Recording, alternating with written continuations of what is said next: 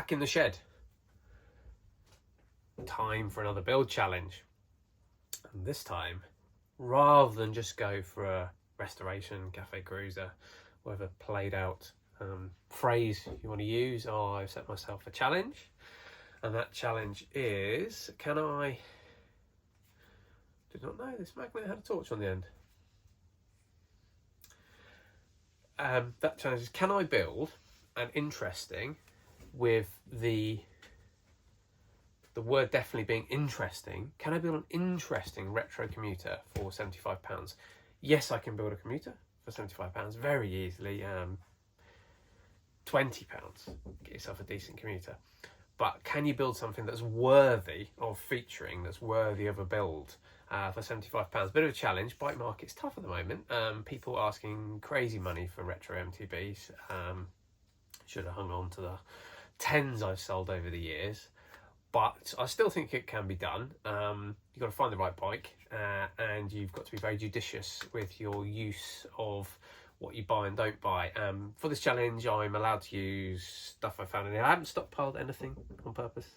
There are some bits and pieces in here, but I can obviously use tools and cables and anything I've left over. So £75 interesting commuter challenge is underway.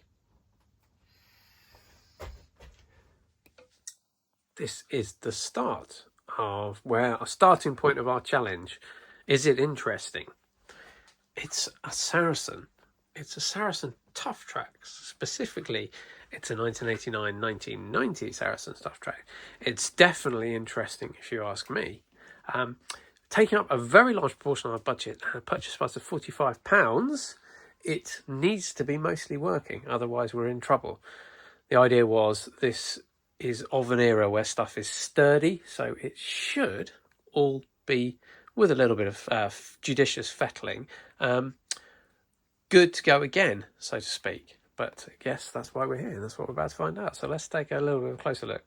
I mean, obviously, not commuter-friendly tyres. They'd probably work, but that's not what we're about. We're about improving and making things better, and these are made by Camel. And obviously you can see some crack in there as well. So with our remaining £30, we're going to have to source some tyres, and probably some commuter-friendly tyres if we're going to stick to the spirit of the challenge. Most other things, the wheels are decent. These are alloy rims. They are got eyelets. They've got stainless spokes.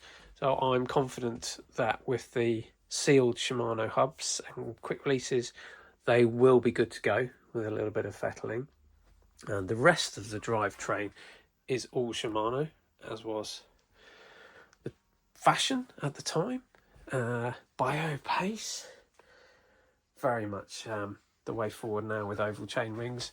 All 500 LX. So this is the precursor. This is before we moved into just becoming LX. So this was the top of the range LX before DX, and XT, I suppose, was above it back then. It is a Tangay double-butted chromoly frame, which is good. And of course, back then Saracen were probably pretty good. They were rivals to Muddy Fox. The sort of the bike everyone wanted in 89-90 wasn't a, strictly speaking, an off-road bike. It was commuters that were setting the trend, and this kind of these graphics, very much of their period, very nice. A bit battered, sadly, on this frame. Someone's had a go with sandpaper. Oh my gosh, which is a shame. But I'm pretty sure that could be brought back to life and could end up looking interesting, which is what we're about. Supplied by Cycle Mania of Shirley, Southampton. Try and keep hold of that. We've got decent alloy bars, chromoly stem with a fantastic roller. Look at that, so period. That's a nice touch. You've got the derailleur protector, and not something I found. I think one of the first things we did when we modified our bikes back in the day was to get rid of that. But we'll see. Maybe it's more in keeping. Most things look salvageable on this. Nice click in the free hub. A very ambitious spring there on the saddle.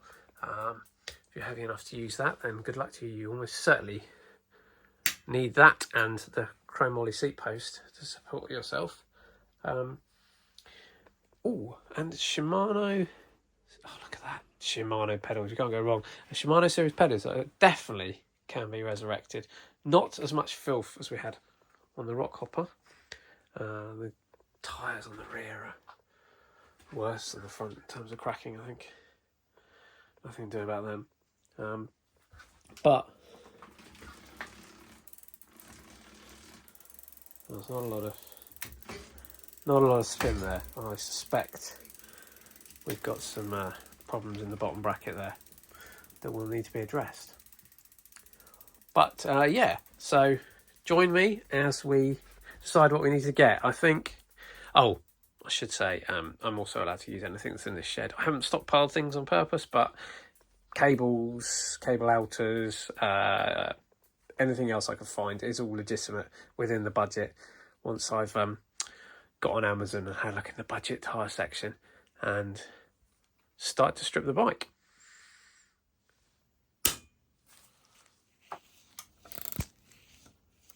It would definitely be good for our budget if the chain can be reused. I actually don't think... Come on. This bike has seen a lot of use. Like a lot of bikes, I think it was bought and most of the damage has actually occurred in storage. Let's have a look.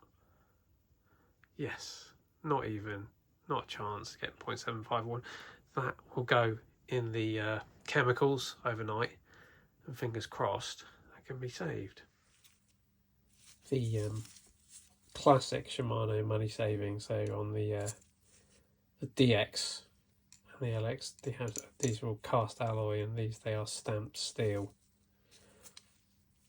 But to the teenager in the shop, that was legitimate, and it will come up nice. Going well so far, and positive news, spinning freely, so we can only assume that the reluctance to spin was down to filth in the chain. Yeah. You don't want to put too much, because those threads inside there are so fine. It's a case of, do I give it a soak and come back another day, or will it go? Doesn't want to go. I'm going to go with give it a soak and come back another day. No rush.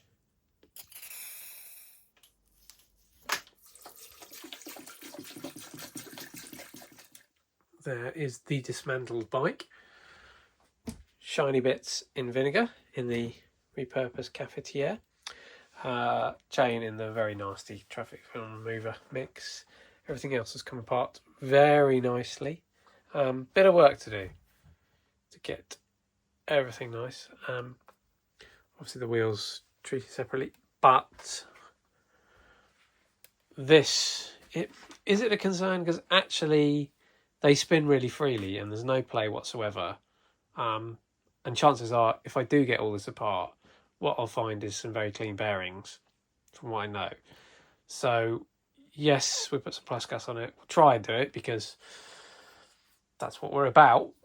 But if I can't get it off, I can't get it off. At the end of it. What I will do though is leave this early version of internally threaded cable. I'll post up a pic of the catalogue actually for this, because it's an extremely period photo, and they made note of these internally routed cabling. I fancy if I pull that out without somehow using this to pull a new cable through, then I will end up rage quitting the whole enterprise. So I guess next, leave these soaking, get on this, see if I can tidy it up a little bit, find some tyres, sort the wheels, and see you on the other side. The frame is stripped, and I think it's probably a decent bet to say that the vast majority of this damage is a result of storage. I don't think the original owners was a hardcore rider. I think this has been in the way in a shed for the best part of 30 years. And whatever, been going past it, probably something tedious like golf, has caused that damage, which is a damn shame, but we will have a go at it.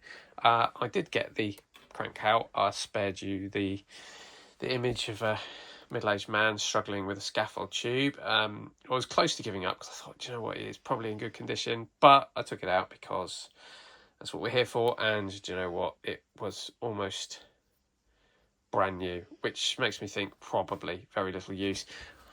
I've left that side in. It started to have a bit of a fight, but you don't need to take that out, so I just thought, let's make life a little bit easier. So I think next step, have a go at this with the polish and degreaser, see where it comes to, then make plans for the rebuild.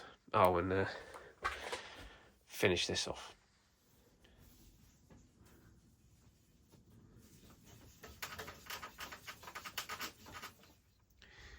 If you're the sort of discerning gentleman that I suspect you are, then this is what you've been waiting for, the obligatory lay flat shot post-clean. You've been spared the details. As per usual, almost lost one or two washers down the sink, but everything rescued. And ready for reassemble. Joy of joys. Ow. Probably have to do some painting, which is obviously a loathsome activity because it involves preparation and patience, of which I can be bothered with neither. Enjoy.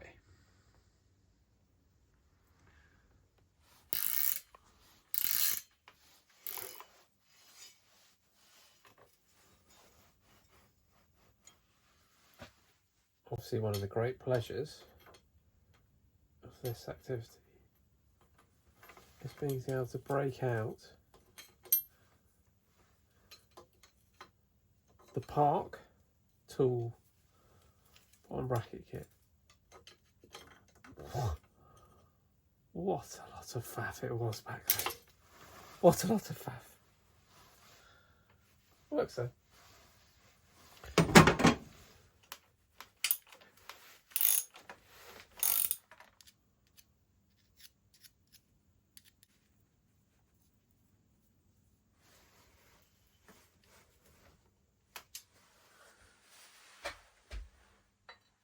The presence of these original matching logos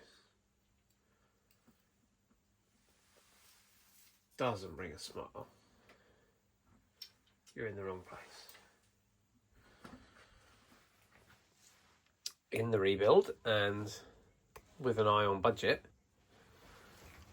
there's enough pink cable left over from my rock copper build to redo this, and I think pink with the fluoro yellow and another couple of ideas I got is a success. This non-matching bit will do for the derailleur. Again, eye on the budget. So let's have a go at getting this through the top tube. This is my plan. Take the new brake cable, thread a gear cable through this, then through this with the ferrule at that end, and then pull the whole lot through. In theory, this will follow that. Give it a go. Definitely feels like one of those things that you only get one go at.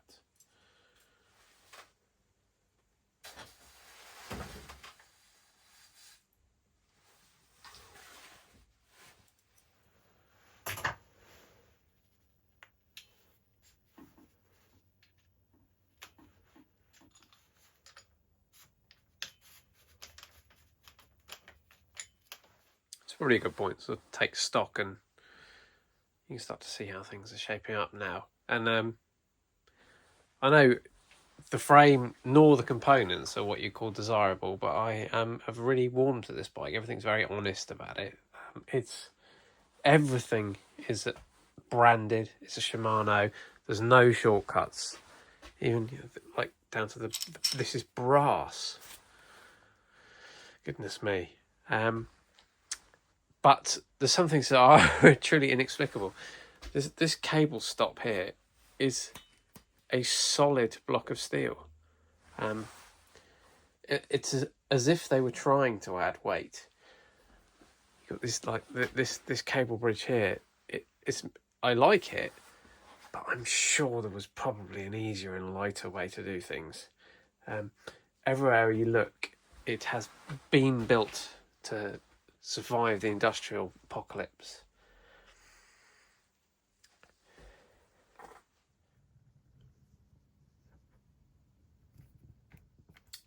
Jumping forward a few days, and the Saracen has been reconstructed, and everything has been fixed, and it is working well. Wheels trued.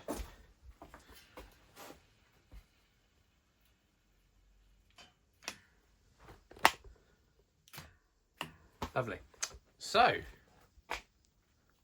the £45 has got us to here. A very serviceable bike. A little bit of stone chip on the pedals, just because they were rusty, but everything is looking good. So, obviously I have a fortune left, £30 left to spend, and what do we spend it on? Primarily a pair of tyres, £19. I have to say, I mean, morally, I suspect somebody's had a fairly bad time to make a pair of tyres delivered with tax paid for 19 quid. But we'll park that for now. Perhaps not do that again.